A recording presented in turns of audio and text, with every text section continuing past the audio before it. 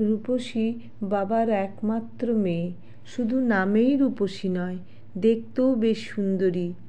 আজ রূপসীকে দেখতে এসেছে পাত্রপক্ষ।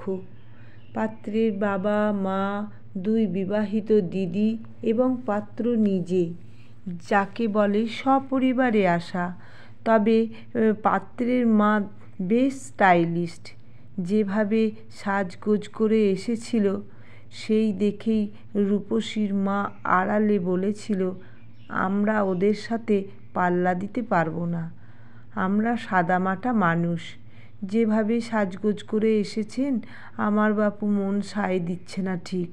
কিন্তু মেয়েকে দেখার পর পাত্রের মা যে কথাগুলো বলে গেলেন সেটা শুনে ভালো লেগে গেল সকলেরই। পাত্রের মা বললেন, মেয়ে আমাদের পছন্দ, আপনারা আমাদের বাড়িতে আসুন। যদি মনে হয় আমাদের বাড়িতে মেয়ের বিয়ে দেওয়া যাবে তখন না হয় ভেবে দেখবেন। রূপসীর বাবা বললেন, ওভাবে বলবেন না, আপনাদের বাড়িতে আমার মেয়ের বিয়ে হবে এটাই কম কিসের? আপনাদের মতোই ছোট একটা পরিবার আমরা খুঁজছি।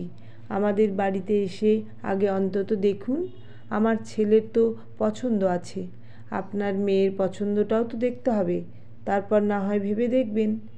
তবে হ্যাঁ, আপনার মেয়েকেও সঙ্গে করে নিয়ে আসতে হবে।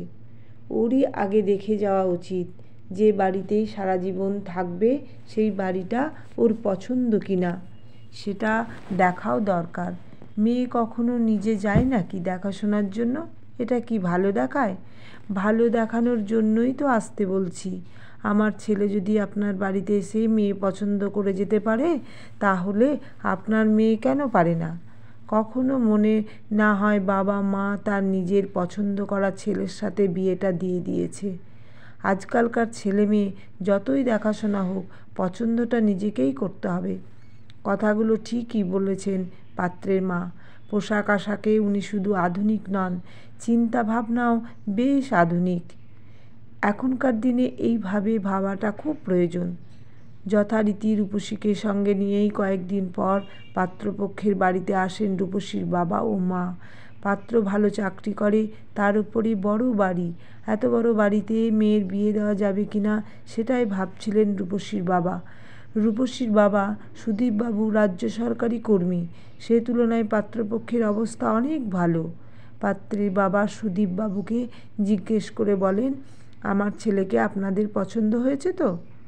সুদীপবাবু বিনয়ের সাথে বললেন, ছেলে আমাদের পছন্দ, কিন্তু কোনো কিন্তু টিন্তু নয়।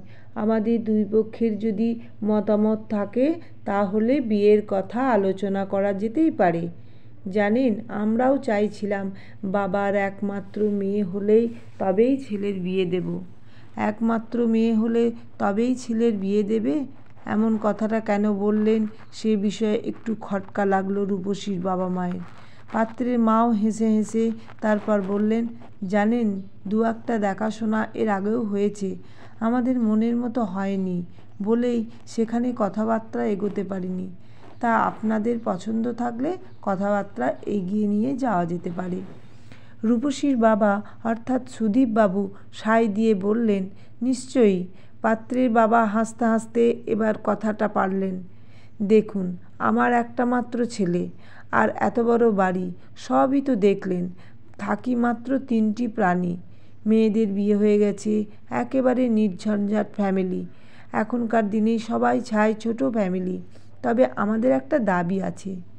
দাবির কথা শুনেই রূপসীর বাবা একটু অবাকই হলেন, কারণ দাবির কথা আগে বলেননি। মেয়ে দেখতে আসার আগে বলেছিলেন কোনো রকম দাবি দাওয়া ওদের নেই। এদিকে দাবির কথাটা শুনেই রূপসীর বাবা যেন অস্বস্তিতে পড়ছিলেন। তবুও ভদ্রতার খাতিরে জিজ্ঞাসা করলেন, হ্যাঁ বলুন, কি দাবি আপনাদের? এখন বিয়ে মানে কোনো না কোনো কিছু দাবি অনেকেই করে বসেন। আমাদের দাবিটা একটু অন্য রকম। মেয়ের বিয়ে দিয়ে আপনাদেরকেও আমাদের সাথেই থাকতে হবে। আপনাদের তো একটি মাত্র মেয়ে, কত আদর যত্ন করে মেয়েকে বড় করেছেন বলুন তো। আমারও 2 মেয়ে, সেই কবে বিয়ে দিয়েছি। মেয়েরা যখন আসে তখন খুব আনন্দ হয়, মনে হয় নিজের কাছে আরও কিছুদিন রেখে দিই। তার হয় কোথায়? কিন্তু যাদের একটি মাত্র সন্তান তাদের এই কষ্টটা অনেক বেশি। আমার গিন্নি তো তাই বলে, বৌমা যদি বাবার একমাত্র মেয়ে হয়, বৌমার বাবা মাকে আমাদের বাড়িতে এনে রেখে দেব, সবাই মিলে একসঙ্গে থাকবো। জানেন, অনেক ফ্যামিলি আছে বাবার একমাত্র মেয়ের সাথে ছেলের বিয়ে দিতে চান না।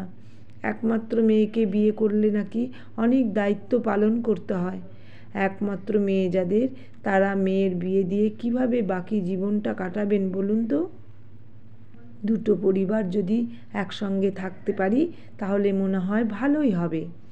তাই এই দাবিটা মানতে পারবেন কিনা সেটা একটু বলবেন। দাবির কথা শুনে প্রথমে যে ভাবনাটা আসে সেটা হলো দেনা পাওনা, কিন্তু এমন দাবি শুনেই রূপসীর বাবা মা একটু অবাকই হলো।